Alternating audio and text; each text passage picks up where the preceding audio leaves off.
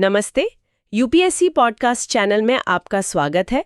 रमेश सिंह की Indian economy series में आज हम चैप्टर 16 यानी भारत में एक्सटर्नल सेक्टर पर चर्चा करेंगे। इस चैप्टर को शुरू करने से पहले लेखक ने एक बहुत ही इंटरेस्टिंग बात कही है। उन्होंने लिखा है कि हमें सिर्फ एक्सपोर्ट्स इंपोर्ट्स के सिंपल आंकड़ों से यानी उन नंबर से आगे सोचना होगा। भारत का जो सपना है 2047 तक एक डेवलप्ड इकॉनमी बनना, अपनी डेमोग्राफिक डिविडेंड का फायदा उठाना, करोड़ों जॉब्स क्रिएट करना, ये सब इस बात पर डिपेंड करता है कि हम अपनी एक्सटर्नल पॉलिसीज को कितनी समझदारी से हैंडल करते हैं। बिल्कुल सही। एक्सटर्नल सेक्टर किसी भी देश का, आप कह सकते हैं, दुनिया के लिए चेहरा होता है। चेहरा? हाँ, उसकी आर्थिक कुंडली होती है।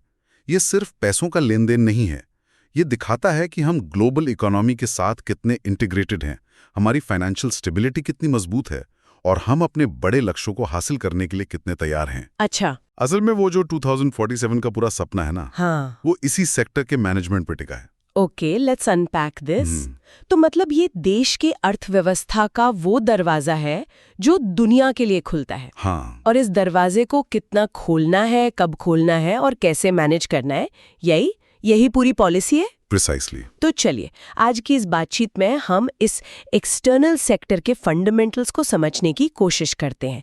हम जानेंगे कि ये होता क्या है, बात करेंगे भारत के फॉरेक्स रिजर्व्स की और समझेंगे कि करेंसी की वैल्यू तय कैसे होती है। तो सबसे पहले एकदम बेसिक सवाल, जब हम कहते हैं एक्सटर्नल सेक्टर तो इसका मतलब क्या है? देखिए, बहुत सिंपल टर्म्स में देश की वो सभी इकोनॉमिक एक्टिविटीज जो फॉरेन करेंसी में होती हैं वो एक्सटर्नल सेक्टर का हिस्सा है। फॉरेन करेंसी में होने वाली सारी एक्टिविटीज? जी, इसमें सब कुछ आ जाता है। Export, import, foreign investment, external debt यानी बाहरी कर्ज, और इन सब का हिसाब किताब रखने वाला बैलेंस ऑफ पेमेंट या बीओपी। बीओपी, आप इसे देश की इंटरनेशनल बैंक स्टेटमेंट समझ सकते हैं। Got it. अब एक टर्म जो हम न्यूज में रोज सुनते हैं, फॉरेक्स रिजर्व्स। भारत का विदेशी मुद्रा भंडार इतने बिलियन डॉलर्स पहुंच गया, ये इतना जरूरी क्यों है और ये होता क्या है? फॉरेक्स रिजर्व्स किसी भी देश के लिए एक सेफ्टी नेट की तरह है। Safety net? हाँ, ये एक परिवार के इमरजेंसी फंड जैसा है जो मुश्किल वक्त में काम आता है। बिल्कुल। मान लीजिए कोई ग्लोबल क्राइसिस आ गया, हमारे एक्सपोर्ट्स एकदम से गिर गए और इंपोर्ट्स के पैसे चुकाने हैं, तब यही रिजर्व्स काम आते हैं। तो इस इमरजेंसी फंड में होता क्या क्या है?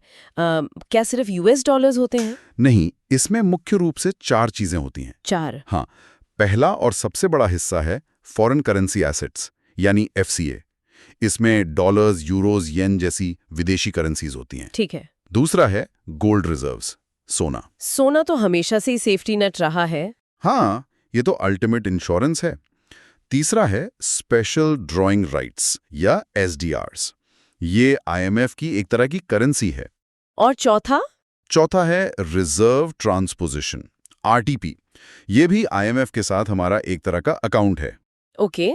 इकोनॉमिक सर्वे 2024-25 के अनुसार दिसंबर 2024 के अंत में भारत के पास लगभग 640.3 बिलियन यूएस डॉलर्स के रिजर्व्स थे। 640 बिलियन डॉलर्स? ये सुनने में तो बहुत बड़ा अमाउंट लगता है। इसका रियल वर्ल्ड मीनिंग क्या है?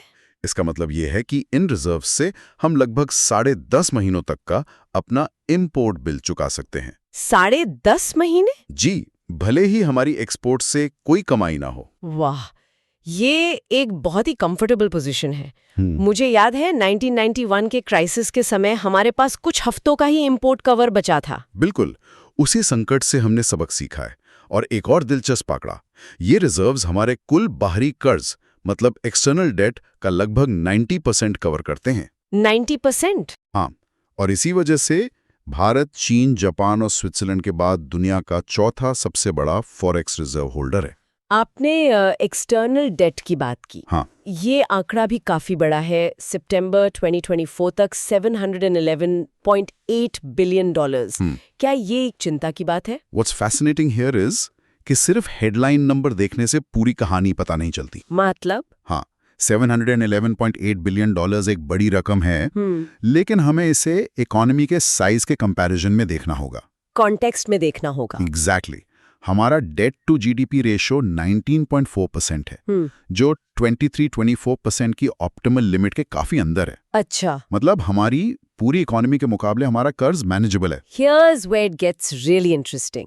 तो मतलब सिर्फ कर्ज की टोटल अमाउंट से ज्यादा कर्ज का कैरेक्टर इंपॉर्टेंट है। एग्जैक्टली यही सबसे जरूरी बात है। हमारे कुल कर्ज में शॉर्ट टर्म डेट, यानी वो कर्ज जिसे 1 साल के अंदर चुकाना है, हाँ, वो सिर्फ 18.8% है। अच्छा, ये अच्छी बात है, क्योंकि short term debt credit card के बिल जैसा होता है, जो ज्यादा रिस्की होता है।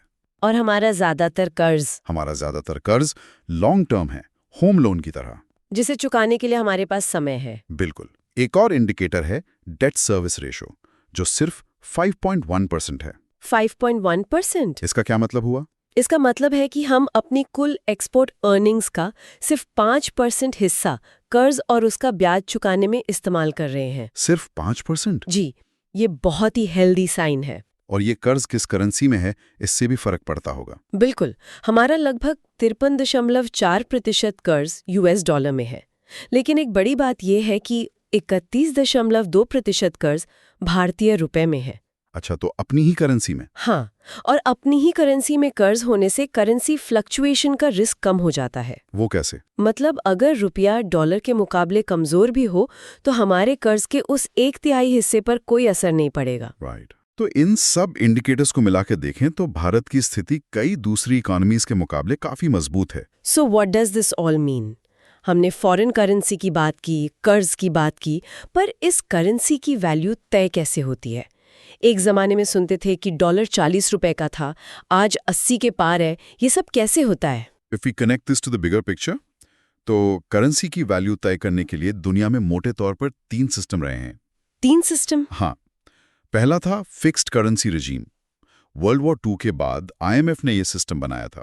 इसमें IMF, US dollar, British pound जैसी बड़ी करेंसीज के हिसाब से बाकी देशों की करेंसी की वैल्यू फिक्स कर देता था। तो ये स्कूल के प्रिंसिपल के जैसा था, जो कैंटीन में हर चीज का रेट तय कर देता था। हाँ, बिल्कुल। जो तय हो गया सो हो गया। फिर 1970s में फिक्स्ड सिस्टम खत्म हो गया। यूके जैसे देशों ने कहा कि मार्केट को वैल्यू डिसाइड करने दो। मार्केट को? हाँ, यानी डिमांड और सप्लाई के आधार पर। जिस करेंसी की डिमांड ज्यादा, उसकी वैल्यू ज्यादा। ये ऐसा है जैसे प्रिंसिपल ने कहा कि कैंटीन में जिसकी डिमांड ज्यादा वो चीज महंगी बिकेगी। तो ये हुआ फ्लोटिंग करेंसी रजीम। करेक्ट। और भारत कौन सा सिस्टम फॉलो करता है, फिक्स्ड या फ्लोटिंग? भारत और दुनिया के ज्यादातर देश तीसरा सिस्टम फॉलो करते हैं, मैनेज्ड एक्सचेंज रेट। मैनेज्ड? हाँ, ये फिक्स्ड और फ्लोटिंग का एक हाइब्रिड या कह सकते हैं मिक्सचर है। तो ना पूरी तरह फिक्स ना पूरी तरह फ्लोटिंग, बीच का रास्ता। बिल्कुल। इसमें सरकार या सेंट्रल बैंक, हमारे केस में RBI, सीधे सीधे रेट फिक्स नहीं करता। अच्छा। लेकिन अगर मार्केट में बहुत ज्यादा उतार चढ़ाव हो तो मार्केट में दखल देकर उसे स्टेबलाइज करने की कोशिश करता है। स्टेबलाइज करने की कोशिश।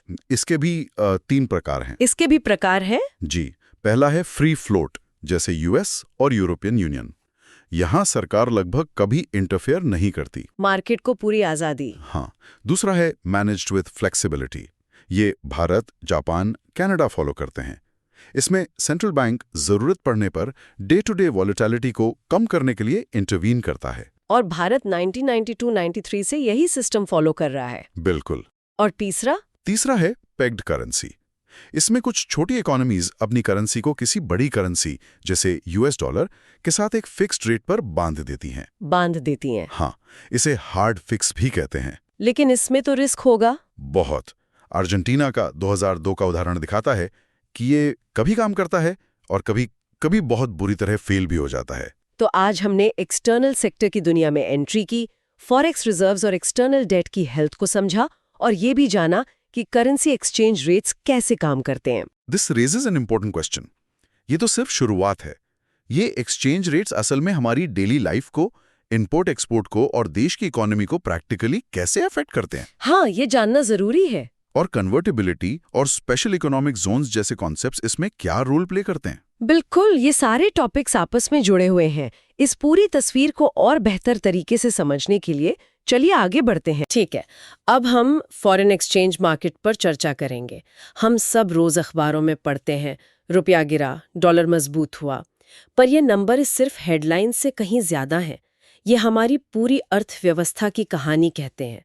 हमारे पास जो स्रोत हैं वो इसी कहानी की परतें खोलते हैं कि आज़ादी के समय 3.3.0 प्रति डॉलर से आज हम 80 के पार कैसे पहुंचे और इस सफर में सरकार, आरबीआई और बाजार की भूमिका क्या रही है। बिल्कुल।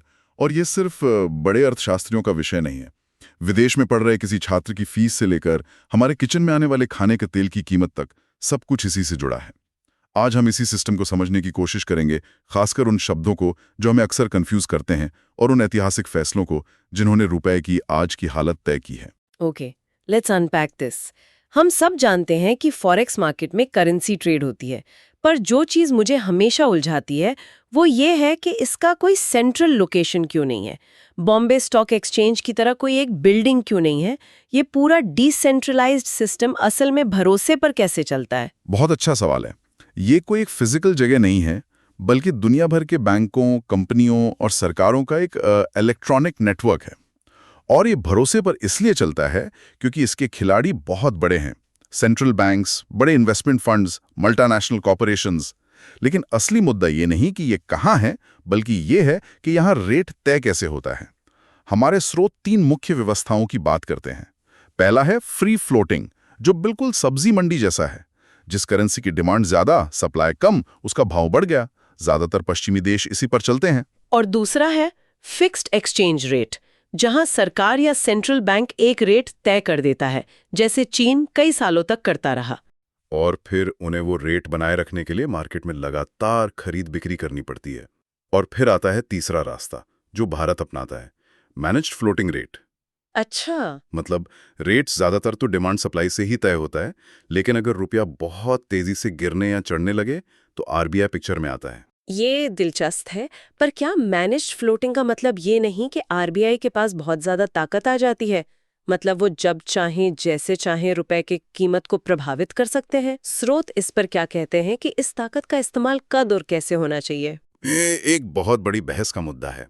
आरबीआई का आधिकारिक स्टैंड ये है कि वो रुपए का कोई लेवल टारगेट नहीं करते हैं। उनका काम सिर्फ एक्सेसिव वॉलेटिलिटी, यानी बहुत ज्यादा उतार चढ़ाव को रोकना है। लेकिन आलोचक कहते हैं कि कई बार आरबीआई एक्सपोर्टर्स को फायदा पहुंचाने के लिए रुपए को जानबूझकर कमजोर रखता है। तो ये एक महीन रेखा है जिस पर चलना होता है। लेकिन हम हमेशा से यहाँ नहीं थे। रुपए का सफर बहुत ही उतार चढ़ाव भरा रहा है। हाँ, उस सफर पर आते हमारे स्रोत बताते हैं कि 1948 में $1 की कीमत सिर्फ 3 रुपए 30 थी। ये आज सोचना भी मुश्किल है। तब क्या व्यवस्था थी?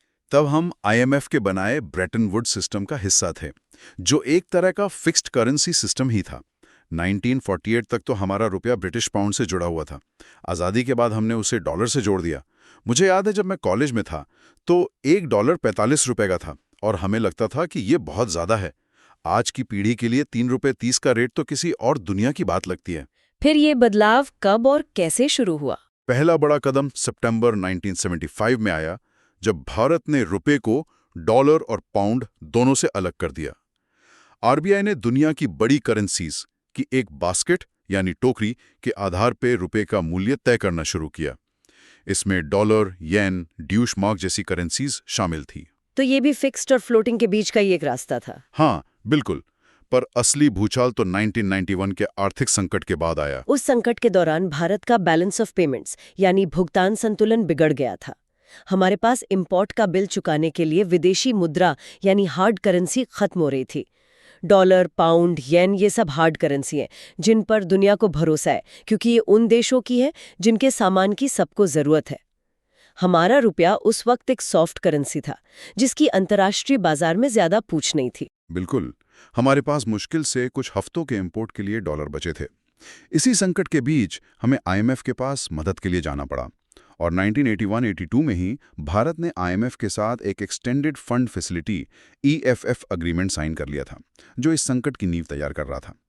आईएमएफ ने मदद तो की, लेकिन कुछ शर्तों के साथ, जिन्हें स्ट्रक्चरल रिफॉर्म्स कहते हैं। और उन्हीं सुधारों का एक बहुत बड़ा हिस्सा था हमारा एक्सचेंज रेट सिस्टम। और यहीं पर 1992-93 में LRMS यानी liberalised exchange rate mechanism system आया। ये ड्यूअल एक्सचेंज रेट सिस्टम क्या था? एक ही देश में एक ही करेंसी के 2 रेट कैसे हो सकते हैं? ये एक कमाल का ट्रांजिशनल मैकेनिज्म था। सरकार ने कहा कि आप जितना भी फॉरेन करेंसी कमाएंगे उसका 40% हिस्सा आपको सरकार को ऑफिशियल रेट पर बेचना होगा, जो सरकार तय करेगी। बाकी 60% आप खुले बाजार में मार्केट रेट पर बेच सकते हैं, जो डिमांड सप्लाई से तय होगा। अच्छा। सरकार उस 40% डॉलर का इस्तेमाल जरूरी चीजों जैसे पेट्रोल और दवाओं के इंपोर्ट के लिए करती थी। ये पानी में धीरे धीरे पैर डालने जैसा था। मतलब पूरी तरह से बाजार के भरोसे छोड़ने की हिम्मत नहीं थी, तो एक बीच का रास्ता निकाला। हाँ, और मजे की बात यह है, जैसा कि हमारे स्रोत बताते हैं, धीरे धीरे मार्केट ड्रिवन रेट ने ऑफिशियल रेट को प्रभावित करना शुरू कर दिया, न कि इसका उल्टा। ये भारत के फ्लोटिंग एक्सचेंज रेट की तरफ बढ़ने का पहला बड़ा और सफल कदम था। इसी के बाद मार्च 1993 में हमने पूरी तरह से मार्केट डिटरमाइंड रेट को अपना लिया। इसी ऐतिहासिक बदलाव से जुड़े दो शब्द हैं जो हमेशा परेशान करते हैं, डिप्रिसिएशन और डीवैल्यूएशन। सुनने में एक जैसे लगते हैं, पर इनमें जमीन आसमान का फर्क है ना? बहुत बड़ा फर्क है, और ये हमारे रुपए की कहानी से ही साफ हो जाता है। 1993 से पहले जब सरकार रेट तय करती थी, तब अगर उसे रुपए को कमजोर करना होता था तो वो एक आधिकारिक घोषणा करती थी। इसे डीवैल्यूएशन या अवमूल्यन कहते हैं। ये एक कॉन्शियस पॉलिसी डिसीजन है। बिल्कुल, जैसे 1966 में हुआ था, जब सरकार ने रुपए की कीमत करीब 36% गिरा दी थी। वो एक बहुत बड़ा राजनीतिक फैसला था। एकदम सही। लेकिन 1993 के बाद जब रेट बाजार तय करने लगा तो सरकार ने ये हक खो दिया।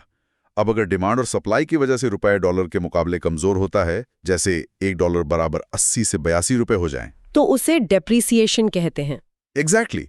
तो एक तरह से डीवैल्यूएशन है सरकार ने गिराया, और डिप्रिसिएशन है बाजार ने गिराया। और ठीक इसका उल्टा होता है रीवैल्यूएशन, जब सरकार मजबूत करे, और अप्रिसिएशन, जब बाजार मजबूत करे। ओके, ये तो साफ हो गया। पर यहाँ एक और शब्द है, कैपिटल डेप्रिसिएशन। क्या इसका भी इससे कोई लेना देना है? नहीं, बिल्कुल नहीं। और ये कंफ्यूजन बहुत आम है। कैपिटल डेप्रिसिएशन का करेंसी से कोई लेना देना नहीं है। इसका मतलब है किसी एसेट जैसे मशीनरी, गाड़ी या बिल्डिंग की कीमत का समय के साथ घिसने या पुरानी होने की वजह से कम हो जाना। अच्छा, जैसे किसी नए लैपटॉप की कीमत 1 साल बाद जो कम हो जाती है। हाँ, वो है कैपिटल डेप्रिसिएशन। तो जब 1993 में रेट बाजार के हवाले हो गया, तब आरबीआई और सरकार को ये कैसे पता चलता है कि रुपया अपनी सही जगह पर है या नहीं? क्या यहीं पर नियर और रियर जैसे इंडिकेटर्स काम आते हैं? एग्जैक्टली। ये दोनों इंडिकेटर करेंसी की कंपेटिटिवनेस नापने के थर्मोमीटर हैं। NEER, nominal effective exchange rate, तो बस एक औसत है। ये भारत के 40 सबसे बड़े ट्रेडिंग पार्टनर्स की करेंसी के मुकाबले रुपए का वेटेड एवरेज दिखाता है। तो एक तरह का रिपोर्ट कार्ड है। हाँ, पर पूरी कहानी नहीं बताता। पूरी कहानी क्यों नहीं बताता? क्योंकि वो महंगाई के असर को नहीं गिनता। और यहीं पर REER यानी real effective exchange rate hero बनकर आता है।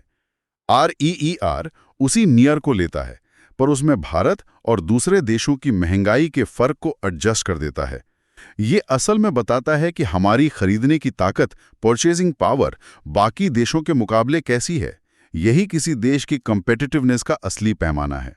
अच्छा, तो REER हमें क्या बताता है? अगर ये बढ़ रहा है तो अच्छा है या बुरा? ये थोड़ा ट्रिकी है। अगर REER 100 से ऊपर जा रहा है तो इसका मतलब है कि हमारे देश में बना सामान अंतर्राष्ट्रीय बाजार में महंगा हो रहा है और विदेशी सामान हमारे लिए सस्ता हो रहा है। मतलब हमारे एक्सपोर्ट्स घट सकते हैं और इंपोर्ट्स बढ़ सकते हैं। हाँ, जो ट्रेड बैलेंस के लिए अच्छा नहीं है। हमारे स्रोत बताते हैं कि पिछले कुछ समय से भारत का REER लगातार बढ़ रहा है। अर्थशास्त्रियों में इस पर बहस है। एक तरफ ये मजबूत अर्थव्यवस्था का संकेत है, लेकिन दूसरी तरफ ये मेक इन इंडिया जैसी पहलों के लिए एक बड़ी चुनौती भी है। ये वाकई दिलचस्प है। अब करेंसी की कुछ और पर्सनालिटीज पर बात करते हैं। 1991 के संकट के समय आपने हॉट करेंसी का जिक्र किया था। ये सुनने में ही एक आर्थिक संकट की रेसिपी जैसा लगता है।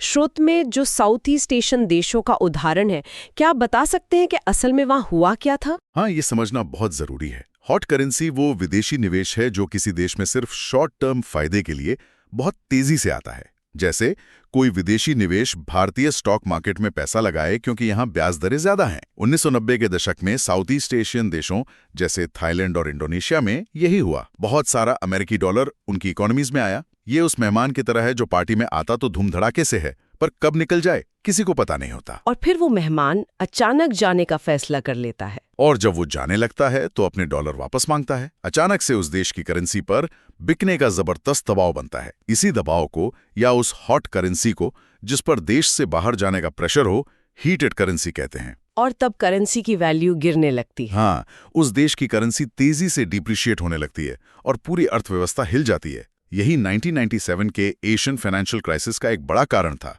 तो मतलब 1991 के बाद जब भारत ने अपनी अर्थव्यवस्था खोली तो हमारे लिए भी हॉट करेंसी का खतरा बढ़ गया। बिल्कुल। और आरबीआई आज तक इस खतरे को मैनेज करने के लिए बहुत सतर्क रहता है।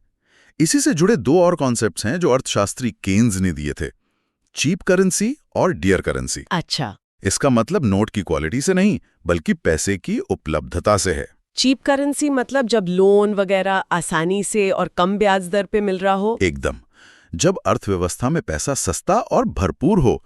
और डियर करेंसी इसका ठीक उल्टा है, जब ब्याज दरें ज्यादा हों और पैसा उधार लेना महंगा हो।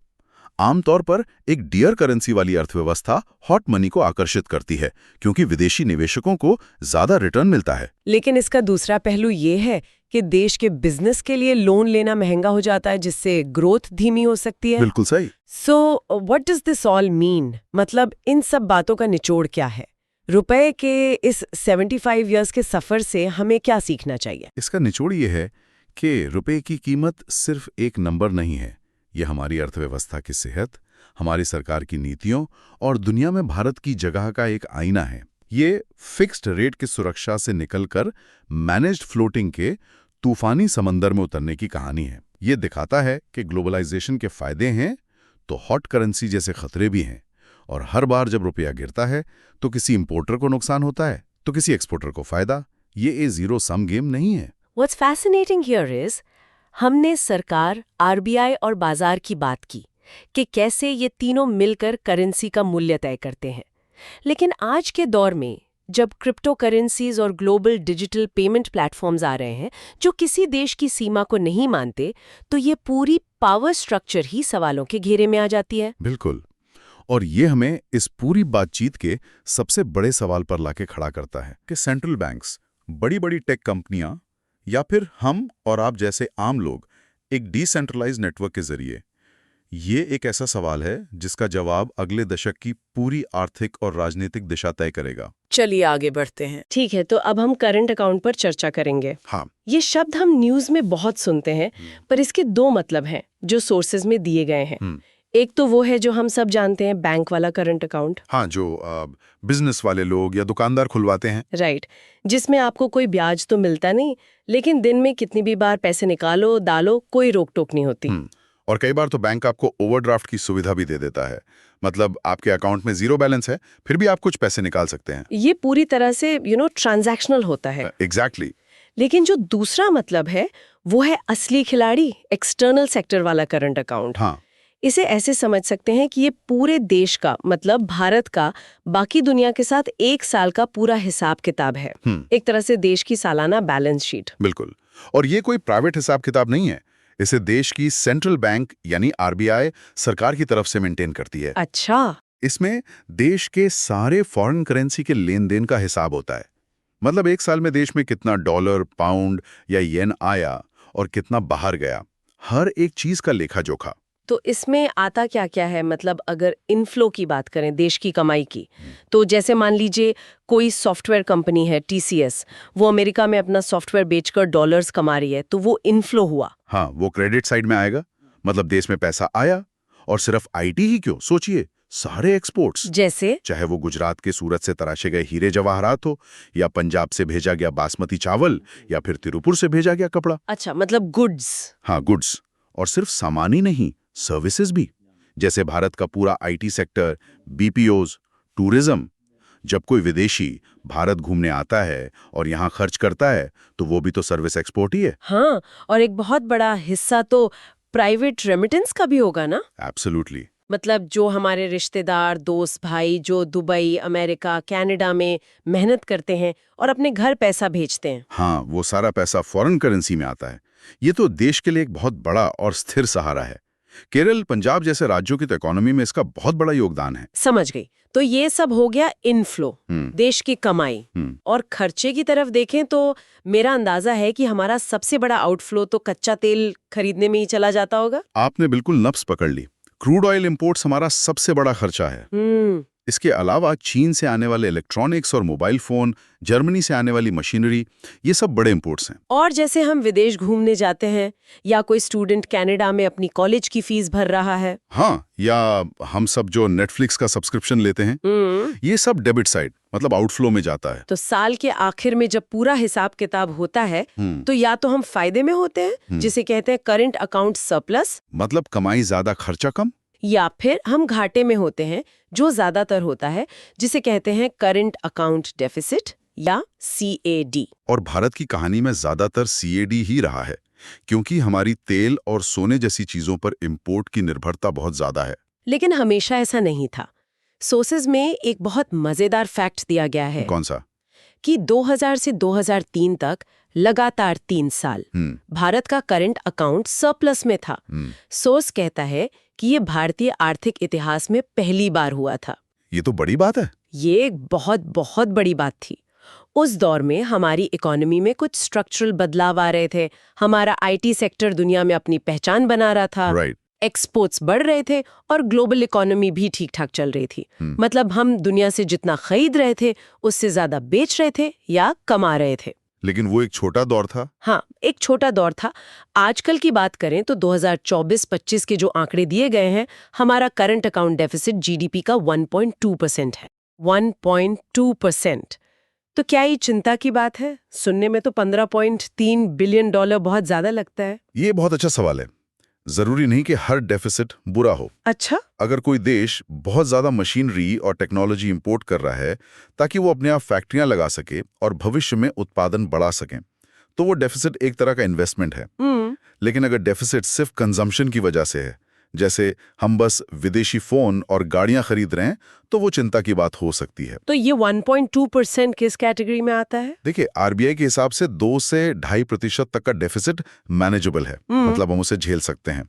तो 1.2% अभी खतरे के निशान से काफी नीचे है। और इसे मैनेज करने का मतलब क्या है? ये जो $15 बिलियन का घाटा है, इसकी भरपाई कहाँ से होती है? इसकी भरपाई के लिए हमारे पास विदेशी मुद्रा का भंडार है, यानी फॉरेक्स रिजर्व्स। ये वैसा ही है जैसे किसी के क्रेडिट कार्ड का 50,000 का बिल आया हो, लेकिन उसके बैंक अकाउंट में 5 लाख रुपए पड़े हों। तो टेंशन नहीं। हाँ, तो आप आसानी से बिल चुका देंगे। भारत के पास भी इस घाटे को पाटने के लिए पर्याप्त फॉरेक्स रिजर्व्स हैं। ठीक है, तो करंट अकाउंट तो हो गया देश का सालाना इनकम खर्चा। जी। लेकिन एक और टर्म है जो हमेशा इसके साथ आता है, कैपिटल अकाउंट। ये क्या भला है? अगर करंट अकाउंट रोजमर्रा के लेन देन का हिसाब है, जैसे किसी परिवार की महीने की सैलरी आई और घर का खर्चा चला, हाँ, तो कैपिटल अकाउंट उस परिवार की जमीन जायदाद खरीदने बेचने जैसा है। इसमें वो बड़े लॉन्ग टर्म लेन देन आते हैं जिनसे देश की एसेट्स और लायबिलिटीज पर असर पड़ता है। मतलब देश की संपत्ति बढ़ रही है या देनदारी? बिल्कुल। उदाहरण के लिए थोड़ा सिंपल करके बताइए। जैसे किसी विदेशी कंपनी, मान लीजिए एप्पल, ने भारत में फैक्ट्री लगाने के लिए $2 बिलियन का इन्वेस्टमेंट किया। इसे हम फॉरेन डायरेक्ट इन्वेस्टमेंट या FDI कहते हैं।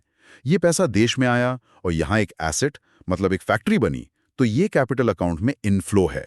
और FPI वो भी इसी में आता है? हाँ, या फिर किसी विदेशी निवेशक ने भारतीय स्टॉक मार्केट में पैसा लगाया और HDFC बैंक के शेयर खरीद लिए, जिसे फॉरेन पोर्टफोलियो इन्वेस्टमेंट FPI कहते हैं। ये भी इनफ्लो है। और आउटफ्लो? इसके उलट अगर कोई भारतीय कंपनी, मान लीजिए टाटा, विदेश में जैगुआर लैंड रोवर को खरीदती है, तो पैसा देश से बाहर गया, तो वो कैपिटल अकाउंट में आउटफ्लो हो गया। सही। या आप और मैं अगर LRS स्कीम के तहत अमेरिका में एप्पल का कोई शेयर खरीदते हैं, तो वो भी एक छोटा सा आउटफ्लो है। अच्छा, मतलब एक है कमाई खर्च का खाता जो करंट है, और दूसरा है संपत्ति उधारी का खाता जो कैपिटल है। और इन दोनों को मिला के बनता है बैलेंस ऑफ पेमेंट्स या BOP। बिल्कुल सही। BOP इन दोनों अकाउंट्स का नेट नतीजा है। तो इसमें हम देखते हैं कि साल के आखिर में कुल मिलाकर देश में पैसा आया या देश से पैसा गया। हाँ, अगर BOP पॉजिटिव है, मतलब देश में बाहर से ज्यादा पैसा आया है, तो वो सरप्लस पैसा सीधा हमारे फॉरेन एक्सचेंज रिजर्व्स, मतलब देश की विदेशी मुद्रा की तिजोरी में चला जाता है। हमारी तिजोरी और भर जाती है। और अगर बीओपी नेगेटिव है, मतलब कुल मिलाकर आउटफ्लो ज्यादा हो गया, तो फिर हमें अपनी उसी तिजोरी से पैसे निकालकर उस कमी को पूरा करना पड़ता है। और अगर हालात बहुत खराब हों और तिजोरी खाली होने लगे तो देश में बीओपी क्राइसिस आ जाता है। ये एक इकोनॉमिक इमरजेंसी जैसी स्थिति होती है। तब हमें मदद के लिए आईएमएफ जैसी संस्थाओं के पास जाना पड़ता है। जो कि बिल्कुल आखिरी रास्ता होता है। हाँ, क्योंकि वो मदद के साथ साथ बहुत सारी कड़ी शर्तें भी लगाते हैं। यहीं से एक बहुत ही दिलचस्प सवाल दिमाग में आता है। सोर्स कहता है कि भारत ने 1994 में करंट अकाउंट को फुली कन्वर्टेबल कर दिया। मतलब रुपए को डॉलर पाउंड में बदलने की पूरी आजादी दे दी। तो फिर कैपिटल अकाउंट के साथ ऐसा क्यों नहीं किया? उसे भी पूरी तरह आजाद छोड़ देना चाहिए था। सुनने में तो ये एक अच्छी फ्री मार्केट वाली बात लगती है। ये सवाल सीधा हमारी आर्थिक नीति की आत्मा तक जाता है। आपने बिल्कुल सही पॉइंट उठाया है। पहले समझते हैं करंट अकाउंट कन्वर्टेबिलिटी का मतलब क्या है।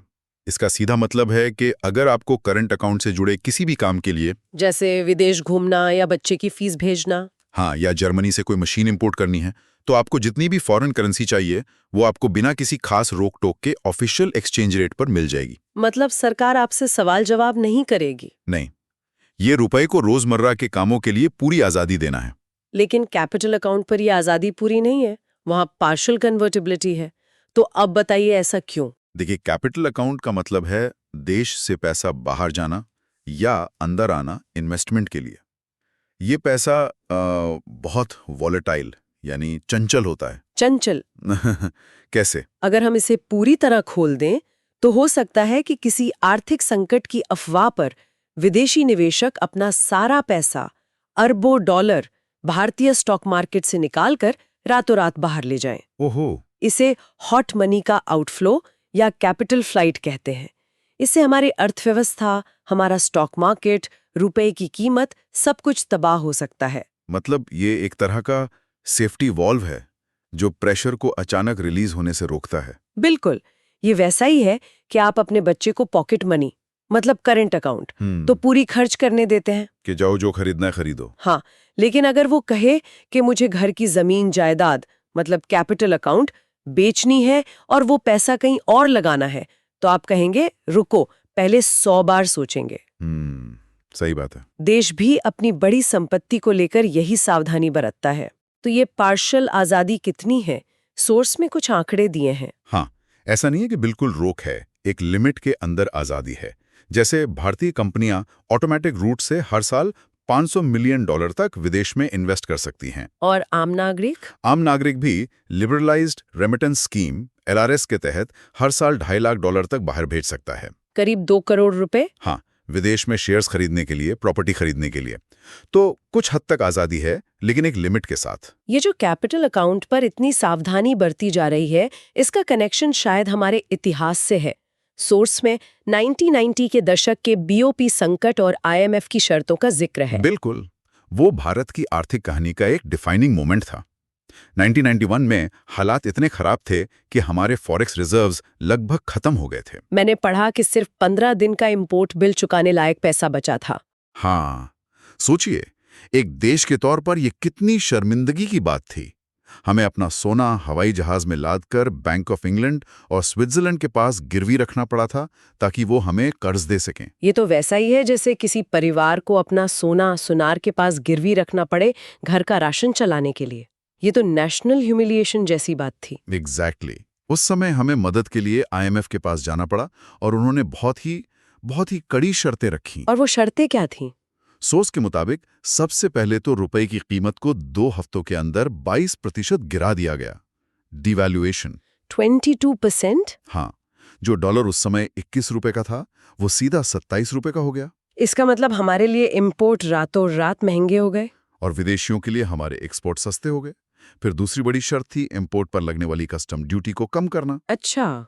सोचिए, उस जमाने में विदेश से कैमरा लाना कितना बड़ा इवेंट होता था। उस पर 130% तक टैक्स रखता था। IMF ने कहा इसे घटाकर 30% पर लाइए। 130 से सीधा 30? हाँ, एक तरह से सरकार कह रही थी बाहर का माल मत खरीदो और IMF कह रहा था दुनिया के लिए अपने दरवाजे खोलो। लेकिन इससे तो सरकार के टैक्स कलेक्शन का भट्टा बैठ गया होगा। उसकी भरपाई कैसे हुई? उसकी भरपाई के लिए देश के अंदर बनने वाले सामान पर लगने वाली एक्साइज ड्यूटी को 20% बढ़ा दिया गया। मतलब इंपोर्टेड माल सस्ता और देसी माल महंगा। ये तो भारतीय उद्योग के लिए बहुत बड़ा झटका रहा होगा। बिल्कुल। और सबसे कड़वी गोली थी सरकारी खर्च पर लगाम। आईएमएफ ने कहा कि सरकार को अपने खर्चे जैसे सैलरी, पेंशन, सब्सिडी में हर साल 10% की कटौती करनी होगी। ये तो एक तरह से पूरी अर्थव्यवस्था का मेजर ऑपरेशन करने जैसा था। इसका रिएक्शन कैसा था देश में? जाहिर है, बहुत खराब। सोर्स कहता है कि देश के कॉर्पोरेट सेक्टर, संसद, आम जनता सबने इसका जबरदस्त विरोध किया। लोगों को ये बाहरी दखल और देश की इकोनॉमिक सॉवरेनिटी पर हमला लग रहा था।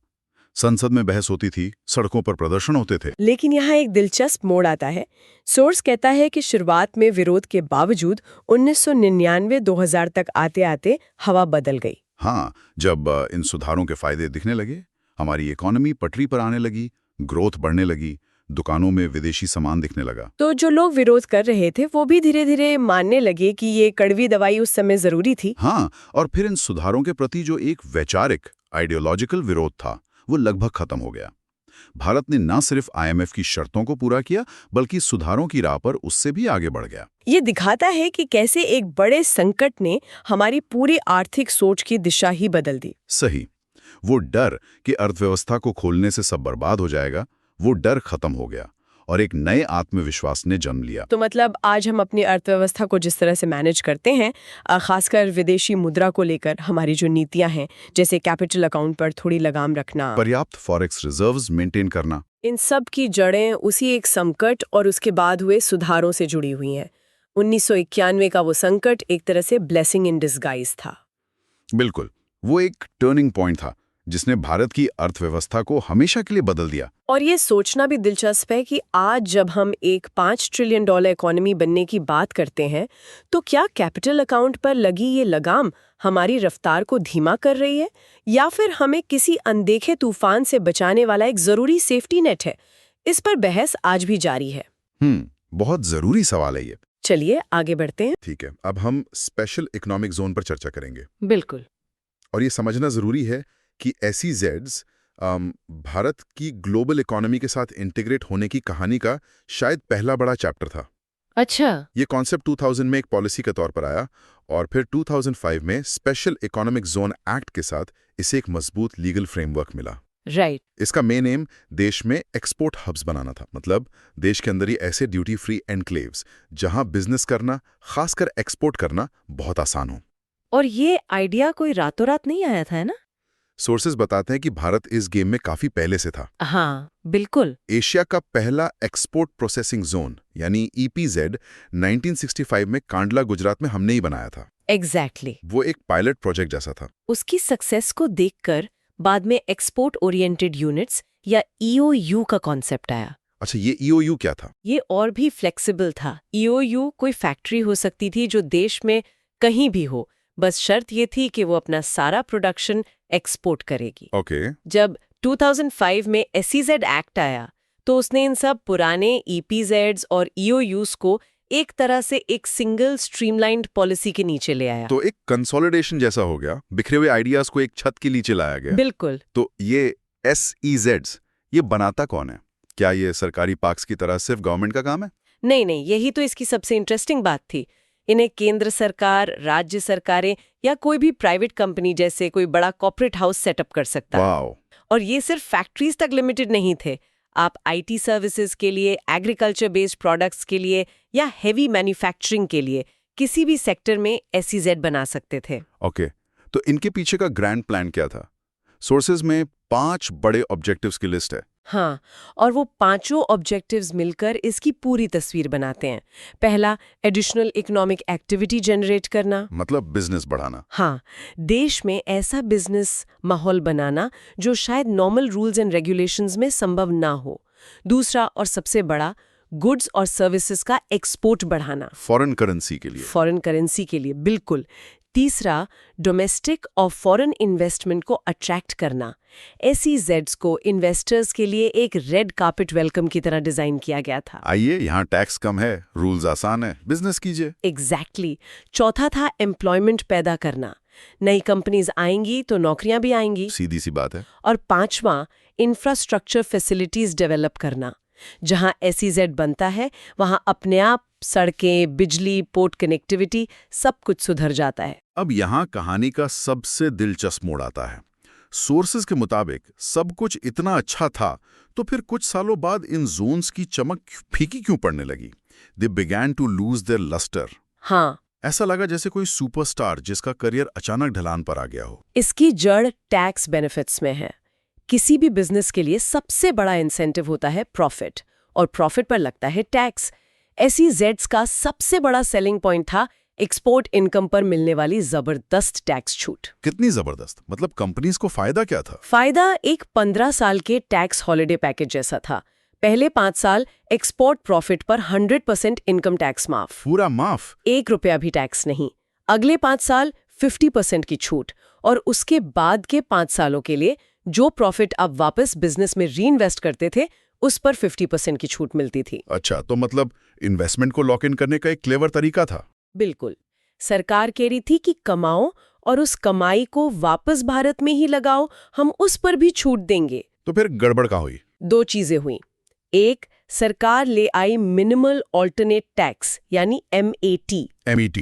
MAT का सिंपल फंडा ये है कि चाहे आपकी कंपनी को कितनी भी छूट मिली हो, आपको अपने बुक प्रॉफिट का एक मिनिमम परसेंटेज तो टैक्स के रूप में देना ही पड़ेगा। तो इससे SEZs का जीरो टैक्स वाला सबसे बड़ा अट्रैक्शन खत्म हो गया? खत्म हो गया। लेकिन क्या ये अनफेयर नहीं था कि SEZ में बैठी कंपनी जीरो टैक्स दे, जबकि देश में कहीं और वही काम कर रही कंपनी पूरा टैक्स दे रही हो? क्या मैट इसी लेवल प्लेइंग फील्ड को बनाने की कोशिश थी? एग्जैक्टली। ये एक बहुत बड़ा डिबेट का पॉइंट था। कई लोगों का यही मानना था कि SEZs एक तरह का टैक्स डिस्टॉर्शन पैदा कर रहे हैं। राइट। और दूसरी चोट पड़ी सनसेट क्रॉस से। सरकार ने अनाउंस कर दिया कि एक तय तारीख के बाद जो भी नई यूनिट्स SEZs में आएंगी, उन्हें ये इनकम टैक्स बेनिफिट्स नहीं मिलेंगे। So what does this all mean? इसका मतलब टैक्स हॉलिडे खत्म हो गया? हाँ, जो सबसे बड़ा इंसेंटिव था वही चला गया। ये दिखाता है कि शायद सरकार अब टैक्स इंसेंटिव्स पर आधारित ग्रोथ मॉडल से हटकर एक ज्यादा sustainable infrastructure and policy reform पर आधारित मॉडल की तरफ बढ़ रही थी। तो SEZs का आकर्षण खत्म होना असल में भारतीय अर्थव्यवस्था के मैच्योर होने का एक साइन था। आप इसे ऐसे देख सकते हैं। अच्छा, एक और यूनिक एस्पेक्ट था इनका। कस्टम्स लॉ के हिसाब से एक SEZ को भारत का हिस्सा नहीं माना जाता। मतलब? उसे एक फॉरेन टेरिटरी की तरह ट्रीट किया जाता है। ये तो बड़ा अजीब है। इसका मतलब क्या हुआ? इसका मतलब ये कि अगर कोई सामान SEZ से निकलकर भारत के किसी और शहर में, जिसे डोमेस्टिक टैरिफ एरिया या DTA कहते हैं, बेचा जाता है, तो उस पर बाकायदा इम्पोर्ट ड्यूटी लगती है। जैसे वो चीन से आया हो? बिल्कुल, जैसे वो चीन से आया हो। और अगर DTA से कोई कच्चा माल SEZ में जाता है, तो उसे एक्सपोर्ट माना जाता है और उस पर एक्सपोर्ट बेनिफिट्स मिलते हैं। तो SEZs एक तरह के स्पेशल बबल्स थे इन्वेस्टमेंट अट्रैक्ट करने के लिए। लेकिन सोर्सेज बताते हैं कि असली कहानी इन बबल्स के बाहर हो रही थी, जहां भारत ने पूरी इकोनॉमी के दरवाजे फॉरेन इन्वेस्टमेंट के लिए खोल दिए। हाँ, ये SEZ वाली स्ट्रैटेजी से कितना अलग और कितना बड़ा कदम था? बहुत बड़ा। SEZ एक टारगेटेड अप्रोच थी, जबकि 1991 के बाद जो हुआ वो एक फिलोसॉफिकल शिफ्ट था। कैसे? 80 के दशक तक हम फॉरेन इन्वेस्टमेंट को लेकर बहुत शंका में रहते थे। 1991 के रिफॉर्म्स ने उस दरवाजे को खोला, और फिर मेक इन इंडिया जैसे इनिशिएटिव्स ने उसे धक्का देके पूरा खोल दिया। और फोकस था फॉरेन डायरेक्ट इन्वेस्टमेंट यानी FDI पर। हाँ, FDI पर। ऐसा पैसा जो लॉन्ग टर्म के लिए आए, फैक्ट्रीज लगाए, टेक्नोलॉजी लाए, ना कि FIIP जैसा पैसा जो स्टॉक मार्केट में आ जाए और कल ग्लोबल पैनिक होते ही निकल जाए। और इसी को सपोर्ट करने के लिए पॉलिसी में बहुत सारे बदलाव हुए हैं। सोर्सेज में तो एक लंबी लिस्ट है। हाँ, काफी बदलाव हुए हैं। देखने में ये सब अलग अलग लगते हैं, पर क्या इनमें कोई पैटर्न है? ऐसा लग रहा है कि सरकार ने 2 तरह के कदम उठाए। अच्छा। एक तरफ कस्टमर फेसिंग सेक्टर्स जैसे रिटेल और ई-कॉमर्स में दरवाजे पूरी तरह खोल दिए, और दूसरी तरफ स्ट्रेटेजिक सेक्टर्स जैसे डिफेंस और पड़ोसी देशों से आने वाले इन्वेस्टमेंट पर कंट्रोल बढ़ाया। आपने बिल्कुल सही पैटर्न पकड़ा है। ये एक डुअल स्ट्रैटेजी को दिखाता है। एक तरफ सिंगल ब्रांड ट्रेडिंग SBRT, सोचिए एप्पल, आइकिया, इसमें 100% FDI ऑटोमेटिक राउट से अलाउ कर दिया। ऑटोमेटिक राउट मतलब सरकार से पूछने की जरूरत नहीं, बस RBI को इन्फॉर्म कर दो।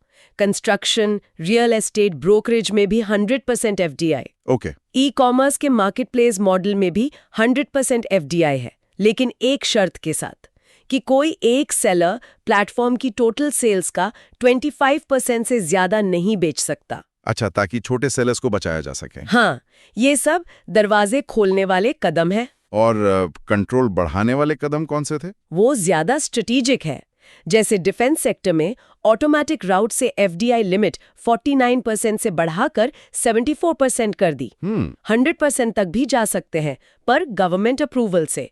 और सबसे बड़ा कदम कोविड-19 के दौरान आया। हाँ, ये तो काफी चर्चा में था। सरकार ने नियम बनाया कि भारत के साथ लैंड बॉर्डर शेयर करने वाले देशों, मतलब इशारा चीन की तरफ था, से आने वाले किसी भी एफडीआई के लिए प्रायर गवर्नमेंट क्लियरेंस जरूरी होगा। ये इसलिए ताकि पेंडेमिक के दौरान जब भारतीय कंपनियां फाइनेंशियली वीक हों तो कोई उनका अपॉर्चुनिस्टिक टेक ओवर ना कर लें। एग्जैक्टली, ये बहुत बड़ा स्ट्रेटेजिक मूव था। और इंश्योरेंस सेक्टर में भी तो लिमिट बढ़ाई गई है। हाँ, यूनियन बजट 2025-26 के अनुसार इंश्योरेंस में एफडीआई लिमिट 74% से बढ़ाकर 100% कर दी गई है। वाओ। ये एक लॉन्ग पेंडिंग डिमांड थी, जिसका मकसद कैपिटल स्टाफ्ड इंश्योरेंस सेक्टर में और पैसा लाना है। तो पैटर्न साफ है, जहां कंज्यूमर्स को फायदा हो और कंपटीशन बढ़े, वहां फुल फ्रीडम। और जहां नेशनल सिक्योरिटी का सवाल हो, वहां केयरफुल कंट्रोल। बिल्कुल। नंबर्स की बात करें तो सोर्सेज में 2024-25 के आंकड़े हैं। एफडीआई इनफ्लोज में पिछले साल के मुकाबले थोड़ी कमी आई है। $47.2 बिलियन से घटकर 35.6 बिलियन रह गए। हाँ, और ये ग्लोबल इकोनॉमिक स्लोडाउन का असर दिखाता है। जब पूरी दुनिया में मंदी का माहौल है तो इन्वेस्टमेंट फ्लो कम होना नेचुरल है। सही बात है। सेक्टर्स देखें तो सबसे ज्यादा एफडीआई फाइनेंशियल सर्विसेज में आया, फिर कंप्यूटर सॉफ्टवेयर एंड हार्डवेयर और ट्रेडिंग का नंबर था। तो कंपनियां इक्विटी के जरिए फॉरेन इन्वेस्टमेंट यानी एफडीआई तो ला ही सकती हैं, लेकिन अगर उन्हें सिर्फ कर्ज यानी लोन चाहिए हो तो सोर्सेज में एक्सटर्नल कमर्शियल बोरोइंग्स या ईसीबी का जिक्र है। हाँ, ये एफडीआई से कैसे अलग है और क्यों जरूरी है? बहुत अच्छा सवाल है। एफडीआई मतलब मालिकाना हक में हिस्सेदारी देना, इक्विटी डाइल्यूट करना। हर कंपनी ऐसा नहीं करना चाहती। राइट। ईसीबी का मतलब है भारतीय कंपनियों का विदेशी सोर्सेस, जैसे फॉरेन बैंक्स से कमर्शियल लोन लेना। ये सिर्फ कर्ज है, ओनरशिप नहीं। तो इसके नियम भी बदले हैं? हाँ, आरबीआई ने हाल के सालों में इसके नियमों को काफी लिबरलाइज यानी आसान बनाया है। अब कोई भी एलिजिबल कंपनी ऑटोमेटिक राउट से हर फाइनेंशियल ईयर में $750 मिलियन तक बोरो कर सकती है। 750 मिलियन? हाँ, और सेक्टर वाइज लिमिट्स हटा दी गई हैं। बोरोअर्स की लिस्ट भी लंबी कर दी गई है। अब इसमें पोर्ट ट्रस्ट्स, एसईजेड्स में काम करने वाली यूनिट्स, सिडबी, एक्सिम बैंक, यहाँ तक कि माइक्रो फाइनेंस इंस्टीट्यूशंस भी शामिल हैं। और ऑयल मार्केटिंग कंपनीज के लिए भी तो एक स्पेशल विंडो दी गई है। हाँ, वो एक बहुत बड़ा कदम था। पब्लिक सेक्टर की ऑयल मार्केटिंग कंपनीज जैसे इंडियन ऑयल, बीपीसीएल अब वर्किंग कैपिटल के लिए 10 बिलियन तक बोरो कर सकती हैं, वो भी बिना मैंडेटरी हेजिंग के।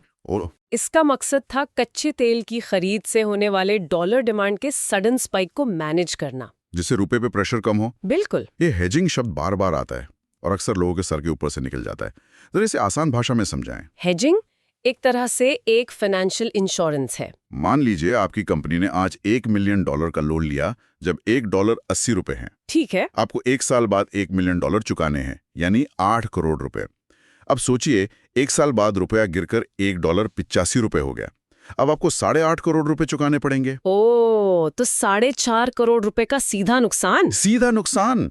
इस रिस्क से बचने के लिए आप हेजिंग करते हैं। कैसे? कोई रियल लाइफ एग्जांपल। आप आज ही बैंक के साथ एक फॉरवर्ड कॉन्ट्रैक्ट कर लेंगे कि 1 साल बाद चाहे मार्केट में डॉलर का जो भी रेट हो, मैं आपसे $1 मिलियन 81 रुपीस के फिक्स्ड रेट पर खरीदूंगा। अच्छा। चाहे आपको कोई फर्क नहीं पड़ता, क्योंकि आपका सौदा 81 पर पक्का है। आपका रिस्क न्यूट्रलाइज हो गया। तो ये तो बिल्कुल वैसी है जैसे हम विदेश घूमने जाने से पहले ही फॉरेक्स कार्ड में करेंसी लोड करवा लेते हैं ताकि बाद में रेट बढ़ने का रिस्क ना रहे। बिल्कुल वही कॉन्सेप्ट है। और आरबीआई ने ईसीबी के नियमों में और भी फ्लेक्सिबिलिटी दी है। जैसे मैन्युफैक्चरिंग कंपनीज अब 1 साल जैसी शॉर्ट मैच्योरिटी के लिए भी $50 मिलियन तक का ईसीबी ले सकती है। लेकिन आरबीआई ने देश पर कुल विदेशी कर्ज की एक लिमिट भी रखी है, जीडीपी का 6.5%, ताकि हम हद से ज्यादा कर्ज के बोझ तले ना दब जाएं। तो ठीक है, हमने पैसे आने के रास्ते देख लिए। एफडीआई से इक्विटी आ रही है, ईसीबी से लोन आ रहा है, लेकिन इस पैसे का फायदा क्या अगर माल पोर्ट्स पर कस्टम्स में हफ्तों तक अटका रहे? हाँ, ये तो है। ये तो ऐसा हुआ कि आपने सुपरफास्ट ट्रेन चला दी, पर सिग्नल सारे रेड हैं। सोर्सेज में ट्रेड फैसिलिटेशन का जिक्र है, ये क्या है? आपने बिल्कुल सही नब्ज पकड़ी है। ट्रेड फैसिलिटेशन का मतलब है ट्रेड के प्रोसेस को आसान, तेज और प्रिडिक्टेबल बनाना। ठीक है।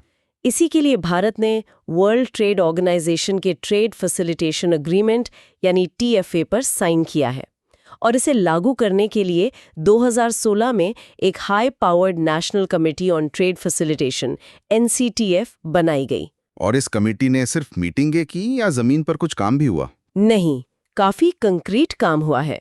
कमेटी ने 2017-20 के लिए एक national trade facilitation action plan NTFAP बनाया। अब 2020-23 के लिए नया प्लान है, जिसका फोकस एक ट्रांसपेरेंट, रिस्क बेस्ड, डिजिटल और टेक्नोलॉजी ड्रिवन इकोसिस्टम बनाने पर है। बिल्कुल, मतलब इंसान का दखल कम से कम हो और सब कुछ ऑनलाइन और प्रिडिक्टेबल हो। इसका कोई ऐसा उदाहरण जो आम आदमी को समझ आए? हाँ, बिल्कुल। पहले किसी इंपोर्टर को माल छुड़ाने के लिए shipping company, port authority, customs, FSSI, plant quarantine ऐसे 10 अलग-अलग दफ्तरों के चक्कर काटने पड़ते थे। ओहो। अब सिंगल विंडो सिस्टम है जहां सारे डॉक्यूमेंट्स एक ही ऑनलाइन पोर्टल पर सबमिट होते हैं। ये विभागों का काम है कि वो आपस में कोऑर्डिनेट करें। और वो कस्टम्स चेकिंग वाला प्रोसेस? पहले तो हर कंटेनर खोलकर देखा जाता था। अब वैसा नहीं होता। अब रिस्क मैनेजमेंट सिस्टम का इस्तेमाल होता है। कस्टम्स के कंप्यूटर सिस्टम में डेटा के आधार पर हर शिपमेंट को लो रिस्क या हाई रिस्क में क्लासिफाई किया जाता है। अच्छा। 90% से ज्यादा लो रिस्क शिपमेंट्स को बिना खोले ग्रीन चैनल से निकाल दिया जाता है। सिर्फ हाई रिस्क शिपमेंट्स की ही फिजिकल चेकिंग होती है। इससे टाइम और पैसा दोनों बचता है। हाँ, कोविड-19 के दौरान भी 24/7 कस्टम्स क्लियरेंस चालू रखा गया था ताकि एसेंशियल गुड्स की सप्लाई चेन ना टूटे। तो ये सारी पहल भारत की ट्रेड को लेकर ओपननेस और ट्रांसपेरेंसी की कमिटमेंट को दिखाती हैं। बिल्कुल। ये सिर्फ ईज ऑफ डूइंग बिजनेस की रैंकिंग सुधारने के लिए नहीं है, बल्कि ग्लोबल ट्रेड के साथ सच में इंटीग्रेट होने की कोशिश है। If we connect this to the bigger picture, इन सब का मकसद ट्रेड में प्रिडिक्टेबिलिटी और ऑटोमेशन को बढ़ाना है और इसका नतीजा भी दिख रहा है। यूनाइटेड नेशंस का एक global survey on digital and sustainable trade facilitation होता है। हाँ। जिसमें भारत का स्कोर 2015 में 68% से बढ़कर अब 90% से ज्यादा हो गया है। ये दिखाता है कि हम सही दिशा में जा रहे हैं। चलिए आगे बढ़ते। ठीक है, अब हम भारत के ट्रेड पर चर्चा करेंगे। हाल के कुछ सालों में भारत का जो विदेशी व्यापार है यानी फॉरेन ट्रेड, वो एक बहुत ही इंटरेस्टिंग मोड़ से गुजरा है। एक तरफ तो ग्लोबल इकोनॉमिक स्लोडाउन है, पूरी दुनिया में मंदी की आहट है, और दूसरी तरफ पैंडेमिक के बाद दुनिया के बिजनेस करने का तरीका ही बदल रहा है। बिल्कुल। और हमारे पास जो सोर्सेज हैं वे एक बहुत ही, आप कह सकते हैं, इंटरेस्टिंग कहानी बताते हैं। अच्छा। 2021-22 में एक जबरदस्त उछाल आया था और उसके बाद 2023-24 में भी ट्रेड का मोमेंटम बना रहा। और ये सब ग्लोबल चैलेंजेस के बावजूद हुआ है। एग्जैक्टली, यही तो खास बात है। तो आज की हमारी चर्चा इसी पर फोकस करेगी कि भारत का ट्रेड परफॉर्मेंस असल में कैसा रहा, हमारे सबसे बड़े ट्रेडिंग पार्टनर्स अब कौन बन रहे हैं, क्यों बन रहे हैं और भविष्य के लिए क्या बड़े मौके हैं और क्या गहरी चुनौतियां हैं। तो चलिए इन आंकड़ों और ट्रेंड्स के पीछे जो कहानी छिपी है उसे समझते हैं। सबसे पहले जरा बड़े नंबर्स की बात करते हैं। हाँ। सोर्सेज के मुताबिक भारत का कुल एक्सपोर्ट्स, जिसमें सामान और सर्विसेज दोनों शामिल हैं, वो 602.6 बिलियन $US तक पहुंच गया। ये पिछले साल के मुकाबले 6% की ग्रोथ है। और ये जो 6% की ग्रोथ है ना, सुनने में शायद बहुत ज्यादा ना लगे, लेकिन इसको कॉन्टेक्स्ट में देखना बहुत जरूरी है। मतलब जब दुनिया की बड़ी बड़ी इकोनॉमीज जैसे यूरोप और अमेरिका रिसेशन से जूझ रही हैं, उनकी ग्रोथ नेगेटिव में जा रही है, तब 6% की पॉजिटिव ग्रोथ दिखाना भारत की इकोनॉमिक ग्रेविटी को दिखाता है। अच्छा। पैसा और ट्रेड अब उन जगहों की तरफ खिंच रहा है जहां स्थिरता और मौके हैं, और भारत उस लिस्ट में ऊपर आ रहा है। ये कुछ ऐसा है जैसे पूरी क्लास के नंबर कम आ रहे हों, पर आप फिर भी अपना परफॉर्मेंस न सिर्फ मेंटेन कर रहे हैं बल्कि बेहतर कर रहे हैं। राइट। और दूसरी तरफ इंपोर्ट्स भी बढ़े हैं। हाँ, कुल इंपोर्ट्स 682.2 बिलियन डॉलर रहा, जिसमें 6.9% की ग्रोथ हुई।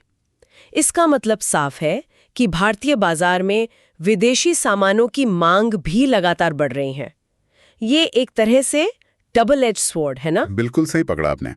एक तरफ ये दिखाता है कि देश में कंजम्पशन बढ़ रहा है, लोग खर्च कर रहे हैं, फैक्ट्रीज को प्रोडक्शन के लिए कच्चा माल और मशीनरी चाहिए, जो इकोनॉमी के पहियों के घूमने का संकेत है। हाँ, ये अच्छी बात है। लेकिन दूसरी तरफ हमारा ट्रेड डेफिसिट यानी इंपोर्ट और एक्सपोर्ट का अंतर भी बढ़ता है। इसे थोड़ा और आसान भाषा में समझाएंगे। ट्रेड डेफिसिट का असल मतलब क्या होता है एक आम इंसान के लिए? इसे ऐसे समझिए कि हम दुनिया को सामान बेचकर जितना डॉलर कमा रहे हैं, उससे ज्यादा डॉलर दुनिया से सामान खरीदने में खर्च कर रहे हैं। ओके। ये कुछ ऐसा है जैसे आपकी आमदनी 100 रुपए हो और खर्चा 120 रुपए। थोड़े दिन तो सेविंग से काम चल जाएगा, लेकिन लंबे समय में ये देश की फाइनेंशियल हेल्थ के लिए चिंता की बात हो सकती है, क्योंकि आपको वो 20 रुपए कहीं ना कहीं से उधार लेने पड़ते हैं। राइट। अब ट्रेडिंग पार्टनर्स की बात करते हैं जी। सोर्सेज में जो लिस्ट है वो काफी कुछ कहती है। हाँ बिल्कुल। इंपोर्ट सोर्सेज में चीन, यूएसए, रूस और सऊदी अरब टॉप पर है, और ये 5 देश मिलकर हमारे कुल इंपोर्ट्स का 40% हिस्सा है। और ये एक बहुत बड़ा स्ट्रेटेजिक पॉइंट है। कैसे? मतलब हमारी निर्भरता कुछ ही देशों पर बहुत ज्यादा केंद्रित है। इसे आप ऐसे समझिए कि घर का सारा जरूरी सामान सिर्फ 4-5 दुकानों से ही आता है। अगर किसी एक दुकान से भी सप्लाई में दिक्कत हुई, मान लीजिए लॉकडाउन लग गया या कोई और पॉलिटिकल इशू हो गया, तो घर का बजट और व्यवस्था दोनों हिल सकते हैं। सही बात है। रूस का इस लिस्ट में ऊपर आना खासकर ऑयल इंपोर्ट्स की वजह से पिछले 1-2 साल का सबसे बड़ा जियोपॉलिटिकल शिफ्ट है। और एक्सपोर्ट में तो एक बहुत बड़ा बदलाव हुआ है। हाँ, एक्सपोर्ट डेस्टिनेशंस में यूएसए अब हमारा सबसे बड़ा बाजार बन गया है, जिसने यूएई और नीदरलैंड्स को पीछे छोड़ दिया है।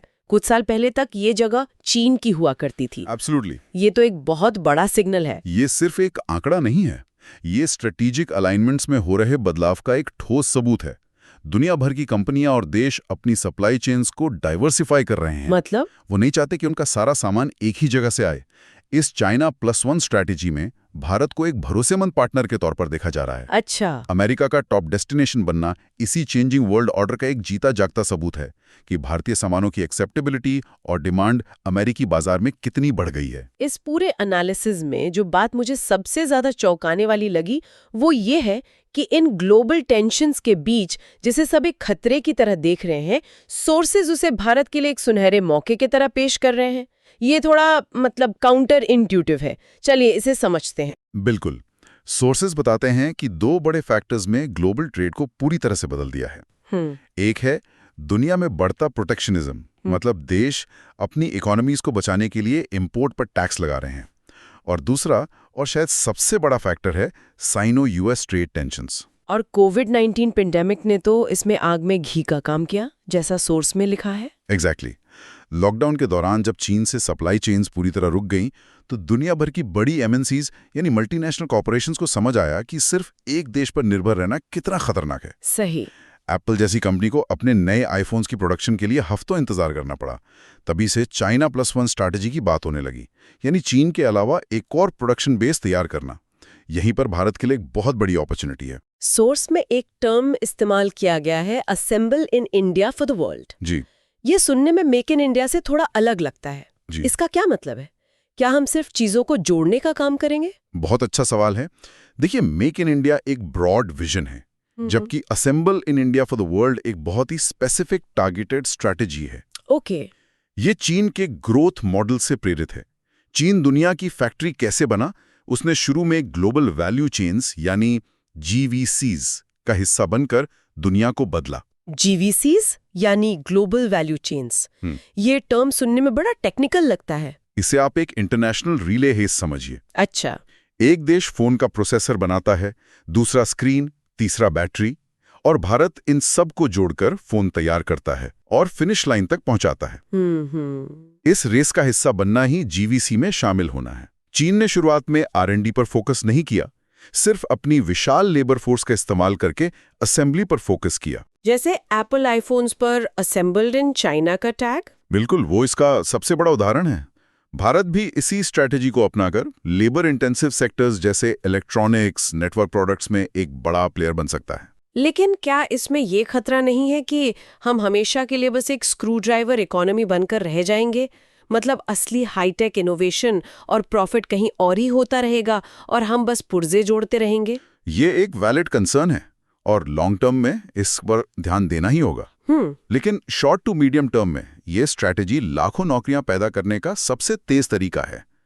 पहले आप रेस का हिस्सा तो बने, फिर आप धीरे धीरे रेस में लीड करने की सोच सकते हैं। राइट। एक बार मैन्युफैक्चरिंग इकोसिस्टम बन गया, स्किल्ड लेबर तैयार हो गई, तो R&D और इनोवेशन को भी बूस्ट मिलेगा। सोर्सेज में कुछ एम्बिशियस लक्ष्य भी रखे गए हैं, जैसे 2025 तक ग्लोबल एक्सपोर्ट मार्केट में भारत का हिस्सा 3.5% और 2030 तक 6% तक ले जाना। और इसका नौकरियों पर क्या असर पड़ेगा, क्योंकि अंत में तो बात वहीं आती है। और यही इस स्ट्रैटेजी का सबसे आकर्षक हिस्सा है। अनुमान है कि इससे 2025 तक 4 करोड़ और 2030 तक 8 करोड़ अच्छी क्वालिटी वाली नौकरियां पैदा हो सकती हैं। 8 करोड़? जी। इसे ऐसे समझिए कि हमारे पास काम करने वाले नौजवानों की एक ऐसी फौज है जो दुनिया के किसी भी विकसित देश के पास नहीं है। ये हमारा डेमोग्राफिक डिविडेंड है। अगर इन्हें सही काम और स्किल दे दी जाए तो ये देश की तरक्की को रॉकेट की तरह उड़ा सकते हैं। ये इकोनॉमी के लिए गेम चेंजर हो सकता है। 8 करोड़ नौकरियां, ये आंकड़ा सुनने में तो बहुत अच्छा लगता है। लेकिन क्या हमारे पास इतने स्किल्ड वर्कर्स हैं जो ग्लोबल स्टैंडर्ड्स पर आईफोन्स या दूसरे इलेक्ट्रॉनिक्स असेंबल कर सकें? क्या हम क्वालिटी कंट्रोल की चुनौती के लिए तैयार हैं? ये सबसे बड़ी चुनौती है। सिर्फ इच्छा शक्ति से काम नहीं होगा, एग्जीक्यूशन बहुत जरूरी होगा। बिल्कुल। हमें अपने लेबर लॉज को फ्लेक्सिबल बनाना होगा। इंफ्रास्ट्रक्चर जैसे पोर्ट्स और रोड्स को वर्ल्ड क्लास बनाना होगा। और सबसे जरूरी, अपनी वर्कफोर्स को बड़े पैमाने पर स्किल डेवलपमेंट प्रोग्राम से ट्रेन करना होगा। सरकार इस दिशा में काम कर रही है, लेकिन रास्ता लंबा और मुश्किल है। तो ये असेंबल इन इंडिया वाली बात तो इलेक्ट्रॉनिक्स जैसे सेक्टर्स के लिए एकदम फिट बैठती है। बिल्कुल। लेकिन क्या कोई ऐसा सेक्टर है जहां हम सिर्फ असेंबली से आगे बढ़कर इनोवेशन में भी दुनिया को लीड कर रहे हैं? मेरे ख्याल से हमारी फार्मा इंडस्ट्री इसका एक बेहतरीन उदाहरण है। बिल्कुल सही। कोविड-19 ने तो इसे और भी स्पॉटलाइट में ला दिया, जब भारत को दुनिया की फार्मेसी कहा जाने लगा। लेकिन ये तमगा रातों रात नहीं मिला। आंकड़े भी यही बताते हैं। वॉल्यूम के हिसाब से, यानी कितने गोलियां या टीके बनते हैं, भारत दुनिया की तीसरी सबसे बड़ी फार्मा इंडस्ट्री है। तीसरी सबसे बड़ी? हाँ। और वैल्यू के हिसाब से, यानी पैसों में, हम 14th नंबर पे हैं। वॉल्यूम में तीसरा और वैल्यू में 14वां। इसमें इतना बड़ा गैप क्यों? क्योंकि हमारी ताकत है अफोर्डेबल जेनेरिक मेडिसिन्स बनाना। हम एग्जिस्टिंग पेटेंट एक्सपायर्ड दवाओं की सस्ती और हाई क्वालिटी कॉपीज बनाने में माहिर हैं। अच्छा। इससे वॉल्यूम तो बढ़ जाता है, लेकिन वैल्यू यानी प्रॉफिट मार्जिन कम रहता है, क्योंकि असली पैसा नई दवा की खोज या R&D में है, जहां वेस्टर्न कंपनीज लीड करती हैं। आई सी। हमारी इंडस्ट्री अभी $41 बिलियन की है और 2030 तक इसके 120-130 बिलियन तक पहुंचने की उम्मीद है। ये जबरदस्त ग्रोथ पोटेंशियल है।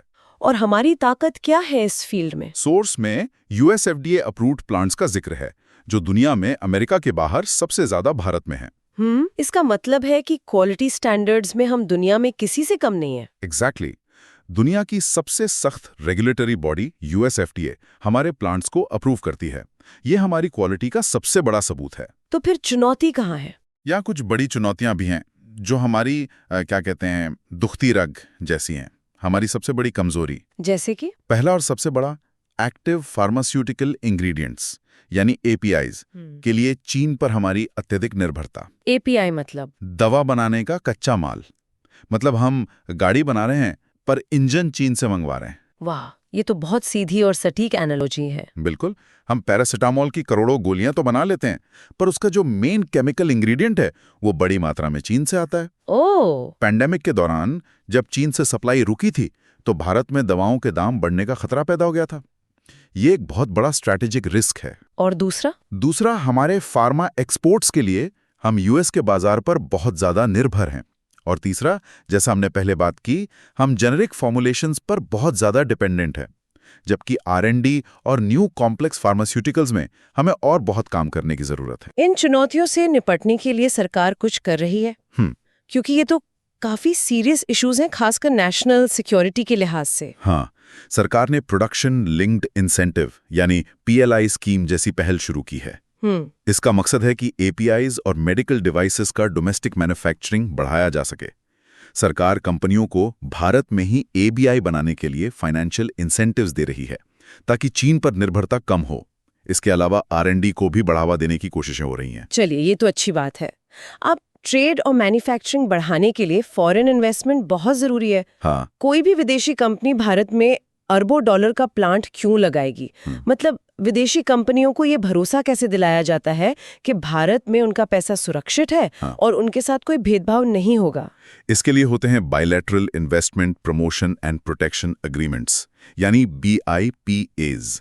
इन्हें बिट्स बायलैटरल इन्वेस्टमेंट ट्रीटीज भी कहा जाता है। अच्छा। ये दो देशों के बीच एक कानूनी संधि होती है जो एक दूसरे के निवेशकों को सुरक्षा का भरोसा देती है।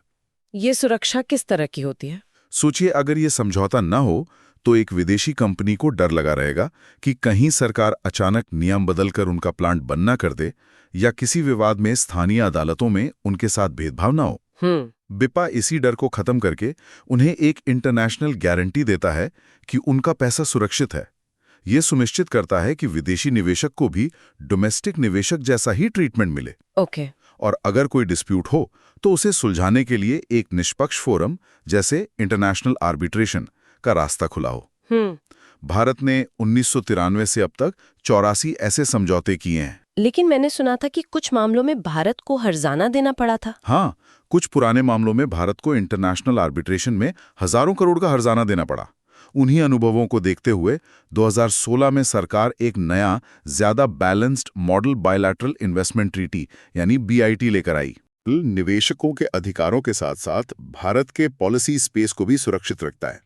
अब पुराने समझौतों को इस नए मॉडल के तहत रीनेगोशिएट किया जा रहा है। और इन बायलैटरल ट्रीटीज के अलावा रीजनल ट्रेड एग्रीमेंट्स यानी RTAs भी होते हैं, जैसे FTAs। हाँ, फ्री ट्रेड एग्रीमेंट्स। ये क्या है?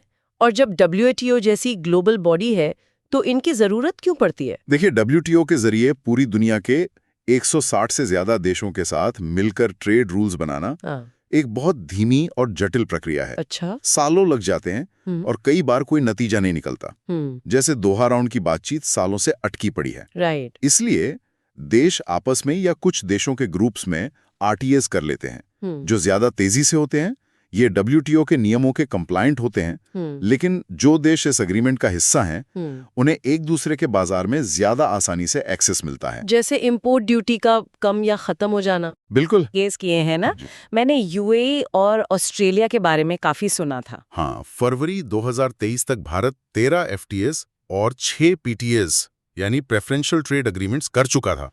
सबसे ताजा और महत्वपूर्ण हैं India UAE comprehensive economic partnership agreement (CIPA) और India Australia economic cooperation and trade agreement (ECTA). और ये काफी तेजी से हुए थे ना? जी, ये दोनों समझौते रिकॉर्ड टाइम में नेगोशिएट होकर लागू हुए। और अभी UK, कनाडा और यूरोपियन यूनियन जैसी बड़ी इकोनॉमीज के साथ भी बातचीत एडवांस स्टेजेस में चल रही है। ये समझौते भारत की ग्लोबल ट्रेड में अपनी भूमिका बढ़ाने की रणनीति का एक बहुत जरूरी हिस्सा हैं। चलिए अब आगे बढ़ते हैं। ठीक है, तो अब हम क्वाड पर चर्चा करेंगे। बिल्कुल। हमारे पास रमेश सिंह की किताब इंडियन इकोनॉमी के एक्सटर्नल सेक्टर वाले चैप्टर से जुड़े कुछ नोट्स हैं और कुछ जियोपॉलिटिक्स पर आर्टिकल्स भी हैं। मिशन है यह समझना कि क्वाड सिर्फ 4 देशों का एक ग्रुप है या दुनिया में हो रहे किसी बड़े बदलाव का संकेत। बिल्कुल, और ये समझना बहुत जरूरी भी है क्योंकि क्वाड यानी क्वाड्रिलैटरल सिक्योरिटी डायलॉग आज इंटरनेशनल पॉलिटिक्स के सबसे कंट्रोवर्शियल शब्दों में से एक है। हाँ, कुछ इसे लोकतंत्रों का गठबंधन कहते हैं तो कुछ इसे एक एशियाई नाटो बुलाते हैं। हाँ, और यही एशियाई नाटो वाला टैग इसे थोड़ा खतरनाक भी बनाता है। सही बात है। तो चलिए इसे जरा खोलकर समझते हैं। आखिर ये है क्या, बना कैसे और आज इसके मायने क्या हैं? तो सबसे पहले ये 4 देशों का एक ग्रुप है, ऑस्ट्रेलिया, भारत, जापान और अमेरिका। लेकिन सबसे जरूरी बात यह है कि ये एक अनौपचारिक इनफॉर्मल स्ट्रेटेजिक फोरम है। इनफॉर्मल मतलब कोई नेटो जैसा प्रॉपर चार्टर नहीं है, कोई हेडक्वार्टर्स नहीं है ब्रुसेल्स में। एग्जैक्टली। कोई ट्रीटी नहीं है जो ये कहती हो कि एक पर हमला सब पर हमला माना जाएगा। अच्छा। ये देश अपनी सहूलियत और साझा हितों के आधार पर मिलते हैं। इसे आप दुनिया का सबसे हाई प्रोफाइल व्हाट्सएप ग्रुप समझ सकते हैं। दिलचस्प है। जहां 4 बड़ी ताकतें इंडो पैसिफिक रीजन पर कोऑर्डिनेट करती हैं। और इसकी शुरुआत की कहानी भी तो काफी ड्रामेटिक है, जो एक बहुत बड़ी त्राजेडी से जुड़ी है ना? हाँ, इसकी जड़ें 2004 की हिंद महासागर सुनामी में हैं। ओके। वो एक भयानक तबाही थी और उसके बाद इन 4 देशों की नौसेनाओं ने मिलकर एक जबरदस्त जॉइंट रेस्क्यू ऑपरेशन चलाया था। दुनिया ने तब पहली बार इन 4 को एक साथ काम करते देखा और ये एहसास हुआ कि इस रीजन में ये 4 देश मिलकर कितनी बड़ी ताकत हैं। तो एक आपदा ने इन्हें साथ ला दिया, लेकिन ये तो एक टेम्पररी अरेंजमेंट था। हाँ था तो।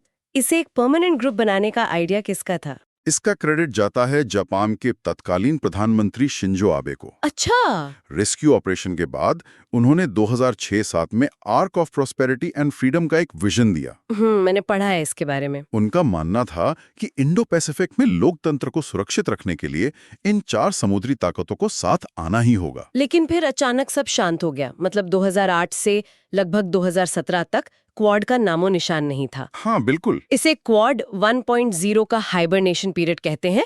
ऐसा क्यों हुआ? सब कुछ तो सही चल रहा था। इसकी सबसे बड़ी वजह थी चीन। ओके। चीन को ये ग्रुप अपने खिलाफ एक घेराबंदी की तरह लगा, एक कंटेनमेंट स्ट्रेटेजी। और उसने चारों देशों पर डिप्लोमेटिक प्रेशर डालना शुरू कर दिया।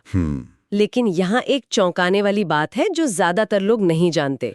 वो क्या? आम धारणा ये है कि ऑस्ट्रेलिया सबसे पहले पीछे हटा था। हाँ, मुझे भी यही लगता था। लेकिन असल में सबसे पहले अपने कदम धीमे करने वाला अमेरिका था। पूरी कहानी ही पलट देता है। हाँ। मतलब जो देश आज क्वाड का सबसे बड़ा चेहरा है, उसी ने इसे सबसे पहले ठंडे बस्ते में डाला था।